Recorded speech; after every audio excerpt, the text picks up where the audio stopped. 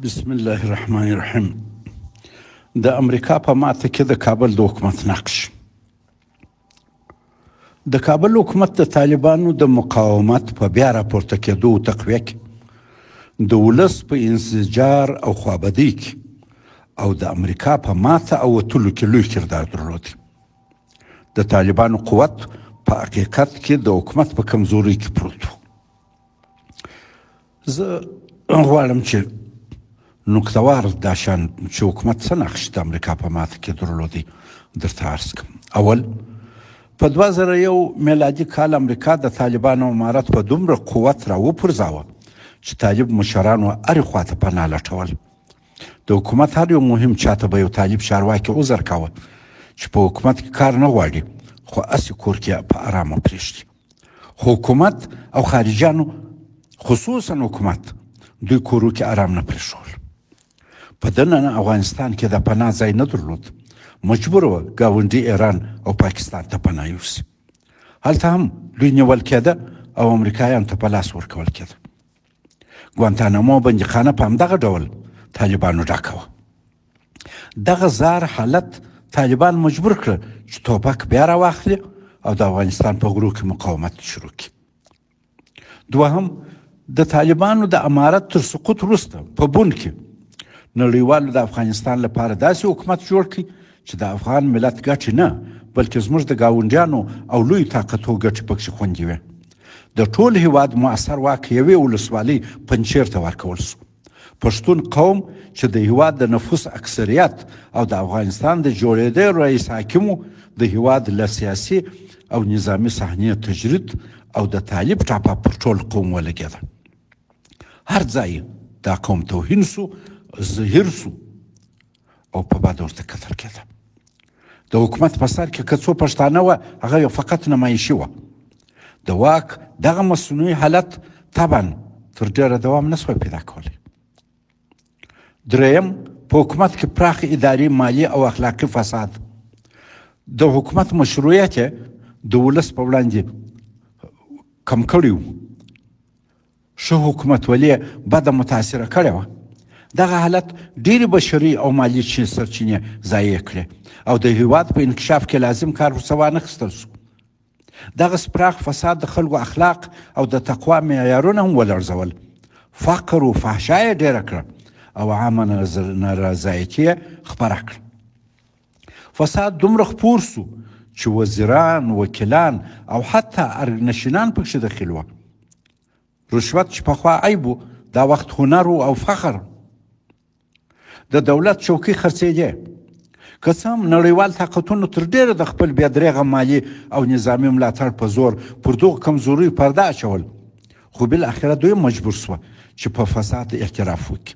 خو د دغه سره هم بیا یې هم خپل ملاتړ ته د دغسې حکومت کماکان ادامه ورکول او فاسد حکومت یې تقویه کاوه. اداري او اخلاقي فساد د حکومت په کښته پوړیو کې یوازې نه و بلکې له ارګه به یې هم کله کله بد بوی راوتی. په نتیجه کې دغه فساد حکومت سیده سقوط ته بوتی. څلورم کمزوره فوج چې د حکومت برخه و ډېر فاسد و. د امریکایي مرستو د تفتیش ادارې سیګار ویلې وه چې په فوج کې 42,000 عسکر خیالي دي. د امریکا او ناټو لخوا د تعلیم، ټرینینګ او بېدریغه ملاتړ سره د امنیتي قوو مورال کمزوره وه او قیادت یې بې کفایت و.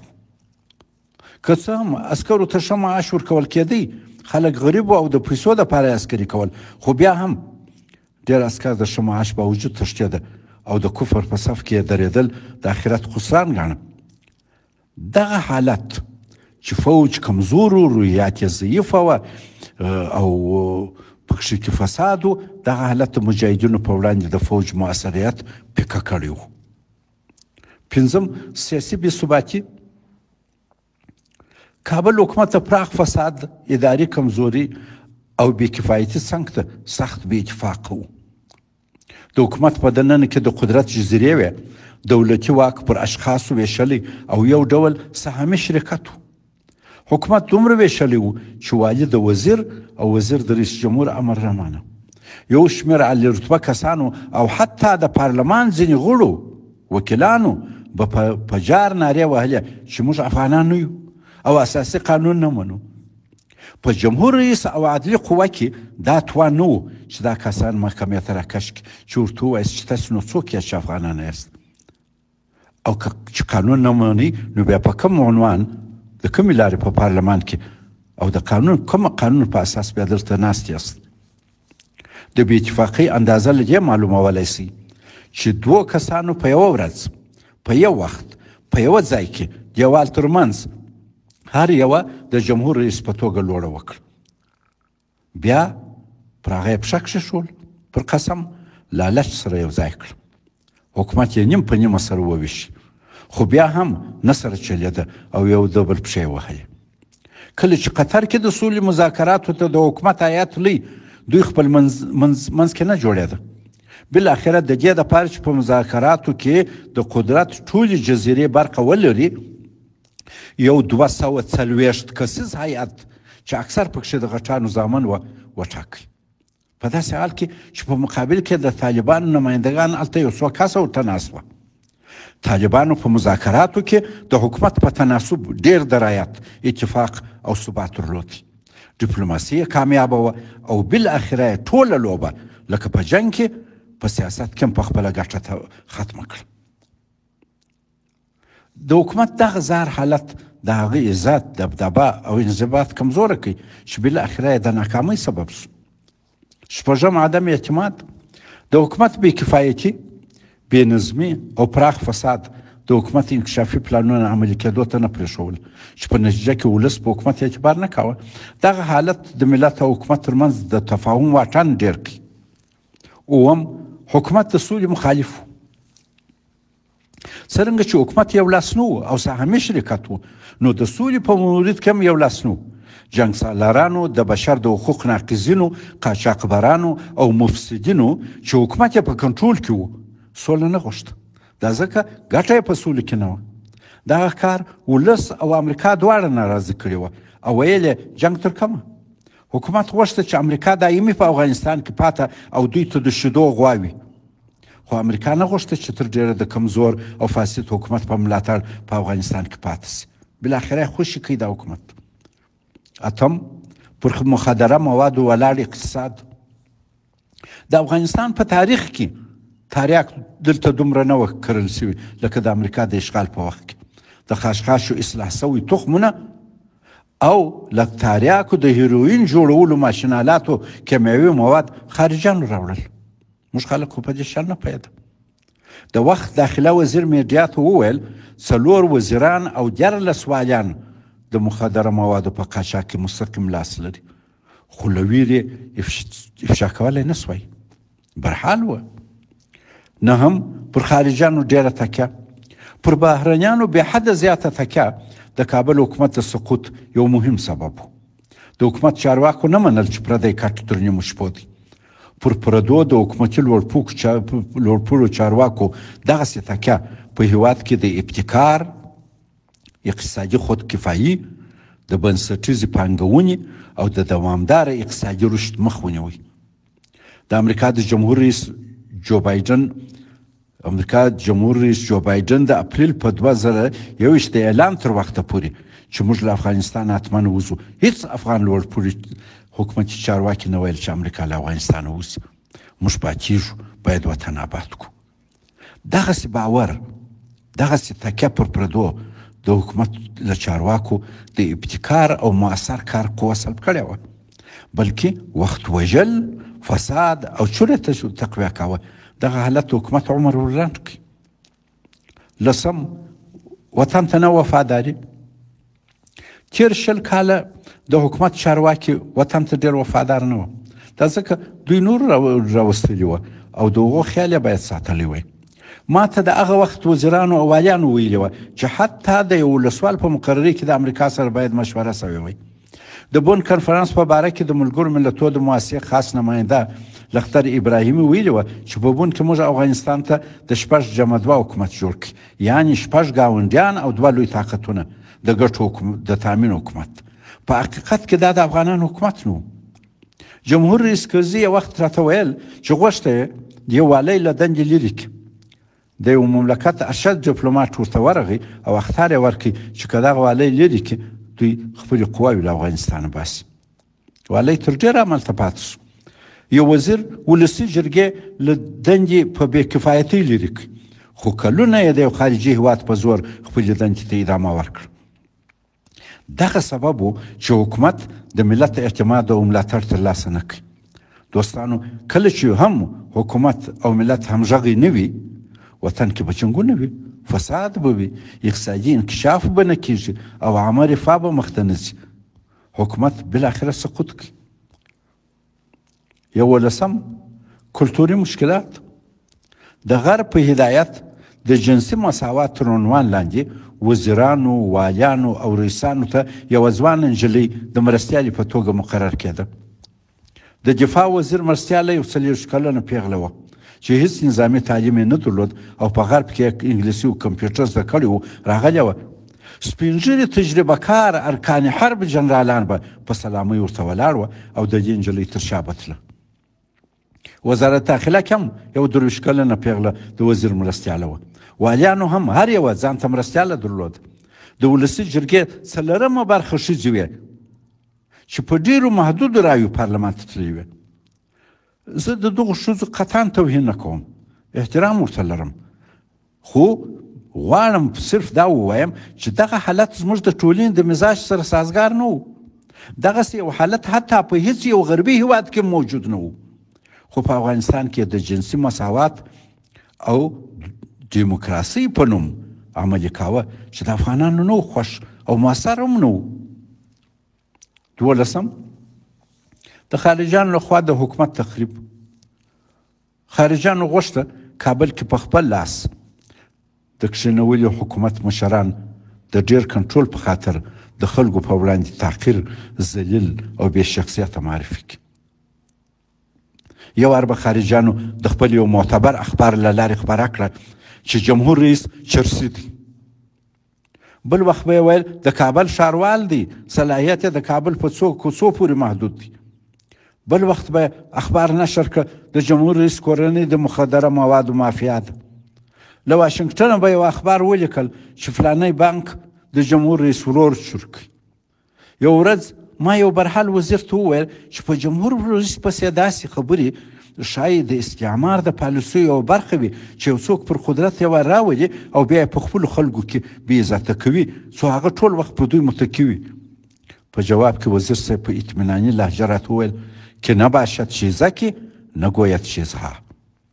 زه دلته پوه شوم چې دا حکومت یوازې اداري او مالي فساد نه دی خراب کړی، بلکې سیاسي فساد تر دې حده دی چې برحال وزیر د خپل مشر سره هیڅ اخلاص نه لري او د خپل مشر په تقریب کې د پردو ملګری دی.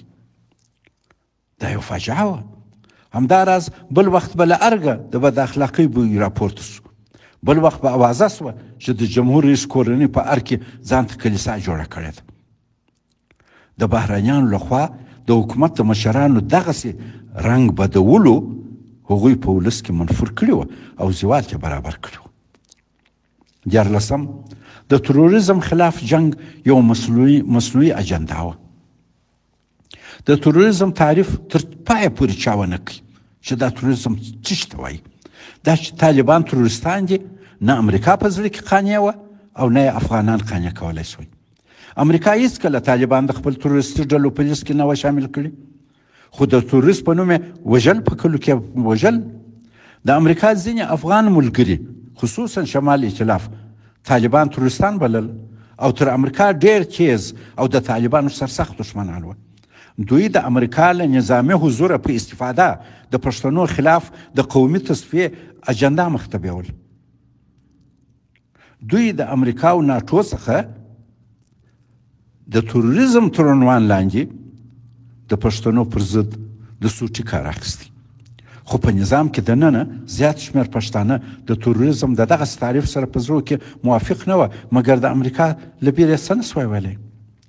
دغه متفاوت باورونو په حکومت کې همغږي بده متاثره کړې وه او د مجاهدینو په وړاندې د مقاومت درجه ورکمه کړې وه. دوستانو، راسي اوس د امریکا په ماته کې د ګاونډیانو نقش ته ځیر شو. زموږ ګاونډیانو هر یوه په افغانستان کې خپلې ستراتیژیکې ګټې تعقیبولې. هر یوه د کابل په حکومت کې خپله برخه درلوده او حکومت یې دومره کمزور کړی و چې څه دوی غوښته هغه یې کولی شوی. په اقتصادي لحاظ افغانستان د ګاونډیانو د کچه او بې کیفیته مال مارکیټ و. امریکا د ګاونډیانو د خوشحالولو لپاره په افغانستان کې د اوبو حتی یو بند هم جوړ نه کړي او نه یې یوه مهمه اقتصادي پروژه اعمار کړه، بلکې ګاونډیانو ته موقع ورکړه چې په افغانستان کې اقتصادي فعالیت په خپله ګټه تنظیم کړي. خپل سرحدات د افغانستان په لوري چې څنګه یې زړه غواړي راوڅکوي او د کابل حکومت یې هڅاوه چې په دغه خاینانه کار کې برخه همکاري ورسره وکړي. راسئ د افغانستان په ارتباط دلته د سیمې د هیوادونو پر پالیسیو لږ تم شو. ایران د طالبانو د امارت په سقوط کې ایران د افغانستان سره د امریکا سره ډېره مرسته وکړه. د ایران مرشد اعلی آیت الله علي خامنه‌ای وایي چې که د ایران مرسته نه وای امریکا افغانستان په اسانۍ نه سو نیولی. د بون په کنفرانس کې هم د ایران لوی کردار و. شمال ائتلاف یې وهڅاوه چې امریکا سره همکاري وکړي.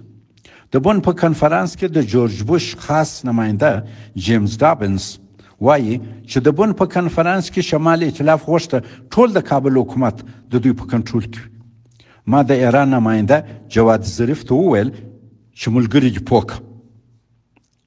هغه یونس قانوني چې په بون کنفرانس کې د شمال ائتلاف د هیات مشر و تر لاس ونیوی ګوښه یې کړي. څه یې ورته وویل قانوني بیرته راغی او زموږ پلان یې ومانه.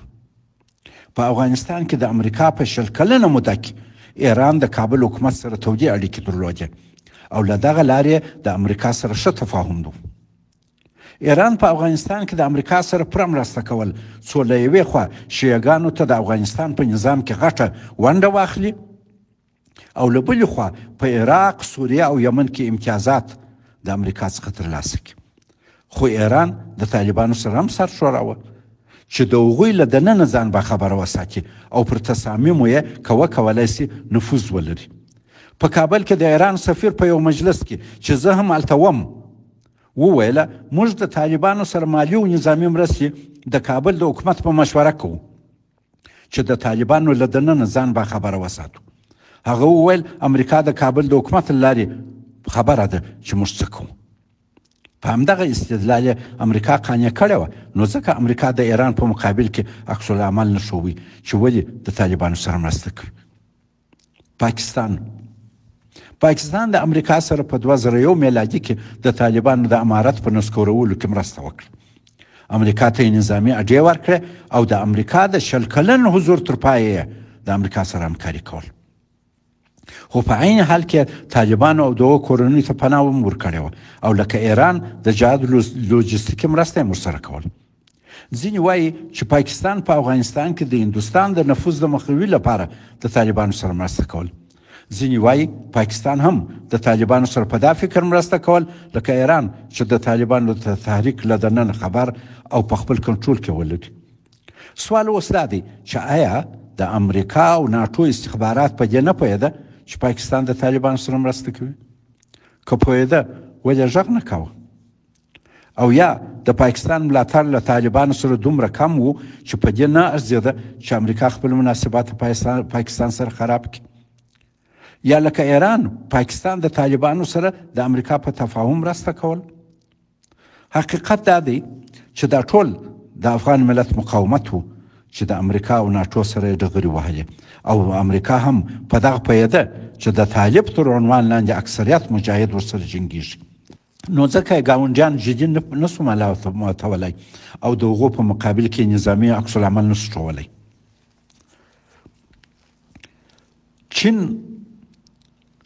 چین د خپل مسلمان سیکیانګ ایالت په باره کې ډېر حساس دی چې مبادا اسلامي فکر د جهاد انګیزه او د هغه ایالت د ازادۍ ولوله هلته زور واخلي. چین د امریکا لخوا د طالبانو د امارت په سقوط خوښ او د ملګرو ملتونو په مؤسسه کې د امریکا ملاتړ کاوه. په 20 کلنه دوره کې د امریکا سره په احتیاط معامله کول په ډېر احتیاط یې د طالبانو سره هم تماس شو. روسیه هم لکه نور ګاونډیانو په شان هم د امریکا سره هم په افغانستان کې همکاري کول او هم خپلې ګټې او رقابت ساتي. روسیه د ملګرو ملتونو په مؤسسه کې د طالبانو خلاف د امریکا ملګری وه. د بون په کنفرانس کې د بوش خاص نماینده جیمز ډابینز وایي چې د بون په کنفرانس کې موږ حامد کرزی د افغانستان د جمهور رئیس پایس وټاکئ. کابل کې استاد برهان الدین رباني چې په ار کې د جمهور رئیس په توګه ناست و چوکۍ نه خوشي کول. ما د روسیې نماینده زمیر کابلوف ته وویل چې ملګری مو پوک. هغه د مسکو له لارې د استاد رباني سره تماس ونیو او زموږ فیصله استاد ومنل. امریکا د روسانو سره په تفاهم پخواني افغان کمونستان د دنیا له هر ځای راوسته او په افغانستان کې په ښو کارو وګمارل. امریکا فکر کاوه چې افغان کمونستان تر مجاهدینو دوی ته ښه دي، هم په عقیدوي لحاظ او هم څرنګه چې ولس پایه نه لري په دوی به تړلي وي او مخلص کار به ورته کوي. روسیه د امریکایانو سره په افغانستان کې استخباراتي همکاري کول او کوشش یې کاوه د شمال ائتلاف موقف په حکومت کې قوي وي. روسیه که څه هم په سیمه کې د امریکا په حضور نه وه خوښه، خو طالبان یې مرکزي اسیا ته چې روسانو خپل د نفوذ ساحه ګڼل تهدید باله. خوشحاله و چې امریکا په سیمه کې د خپل ځان و مال په تاوان حاضر و اسلامي فکر او ویښتوب وځپي او مرکزي اشیا د اسلام پالو نفوذ څخه په خپل مصرف او بدنامۍ وژغوري. روسیې زموږ شمالي ګاونډیان هڅول چې په افغانستان کې د امریکا سره همکاري وکړي. روسانو غوښته شمال ائتلاف د طالبانو په مقابل کې قوي وي او دا کار یې د امریکا په امکاناتو کاوه. روسانو د ناټو سره همکاري کول چې له یورپ څخه د روسیې له لارې خپل تجهیزات افغانستان ته یوسي. همداراز روسانو د کابل حکومت سره په نظامي ساحه کې مرسته کول ځکه د افغان پوځ وسایل تر ډېره روسي وه. روسانو په خپله ګټه د سیمې د ثبات لپاره د افغان حکومت چې غټه برخه پکښې کې دوی د ملګرو وه مرسته کوله، کنفرانسونه یې دایرول او د سیمې د هیوادو سره د افغانستان په ارتباط همغږي پیدا کول. دوستانو په دې ډول زموږ ټولو ګاونډیانو د امریکا سره په افغانستان کې په مختلفو اشکالو لږ ډېر مرسته وکړه، خو د دغه همکاریو سره نه امریکا او نه زموږ ګاونډیانو د افغانستان لپاره یو مناسبه ستراتیژي او همغږې پالیسي جوړه کړه. برعکس ابتکار د طالبانو سره چې د ګاونډیانو په لږو مرستو چې په هر منظور یې کول د جنگ توازن په خپله ګټه جوړ کړي. طالبانو خپل د اتفاق، نظم، ابتکار او د افغان ملت په پراخ ملاتړ وکولای سو د جنگ په میدان کې ډېر څه ترسره کړي. د دغه روند پله کرار د مجاهدینو پر خوا درنېده. البته 20 کاله وخت یې ونیو، خو بالاخره دا غمیزه چې امریکا زموږ د ګاونډیانو په مرسته پیل کړې وه د طالبانو په رهبرۍ د افغان مجاهد ملت په ګټه ختمه شوه. په دې ډول په اګست 2021 میلادي کې د اشغال په شرمېدلي ختم سره د مجاهدینو قربانۍ رنګ راوړ. والسلام علیکم ورحمة الله وبرکاته.